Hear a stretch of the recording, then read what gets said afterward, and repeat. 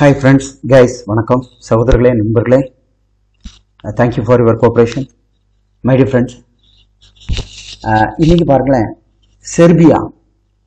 செர்பியாவில் வேர் house job நல்ல சம்பளம் per ஹவருக்கு 8 யூரோ அந்த ரேஞ்ச் கொடுக்குறாங்க. ஒரு நல்ல அது ஒரு பிரிட்டிஷ் கம்பெனி, அவங்க வேர் ஹவுஸ் தான். நிறைய இந்த DHL, ப்ளூ டாட் அந்த மாதிரி கார்கோ ஹேண்டில் பண்ணக்கூடியவங்களாம். அதனால நல்லா பேமெண்ட் பண்றாங்க.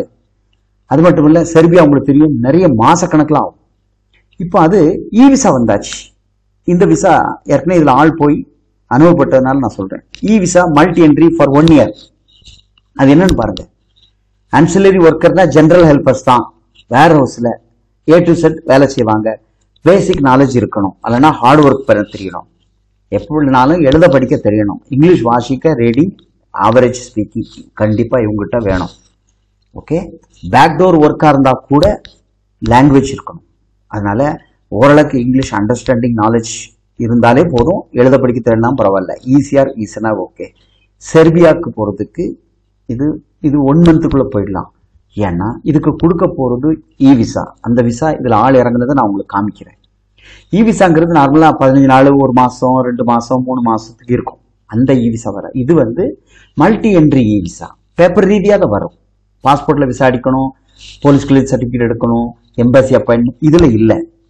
Okay, same method. அதாவது மல்டி என்ட்ரி விசானாலே உங்களுக்கு போறதுக்கு ஒரு ரிட்டர்ன் டிக்கெட் வழக்கமா போகிறோம், தாராளமா இறங்கிக்கலாம். செர்பியா இறங்குறது தான் கஷ்டம்.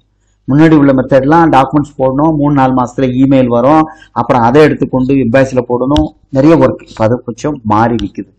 ஸோ இந்த மெத்தட்ல போறதுக்கு இருந்தா வயசு பத்தி பிரச்சனை இல்லை. அவங்க என்ன கேட்டிருக்காங்க பாருங்க, 60 வயசு வரைக்கும் இருக்கலாம்னு. எஸ், அங்குள்ள மக்களுக்கு 60 வயசு ஹெல்த்தியா இருப்பாங்க. நம்ம ஊர் மக்கள் 60 வயசு பேஷண்ட் ஆயிடுறாங்க.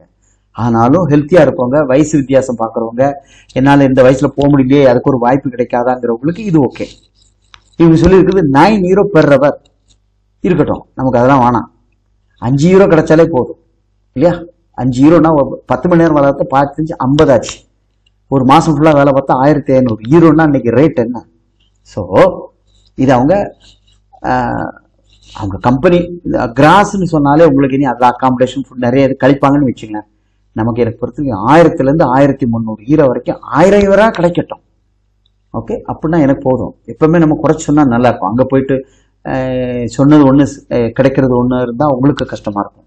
மண்டே டு ஃப்ரைடே தான் ஒர்க்கு. 40 hours யூரோப்பியன் ஸ்டைலில் தான் அவங்க வேலை செய்கிறாங்க. பட் நமக்கு ஓவர் டைம் கண்டிப்பாக இருக்கும். வீக் டேஸில், வீக்கெண்ட்ஸில்,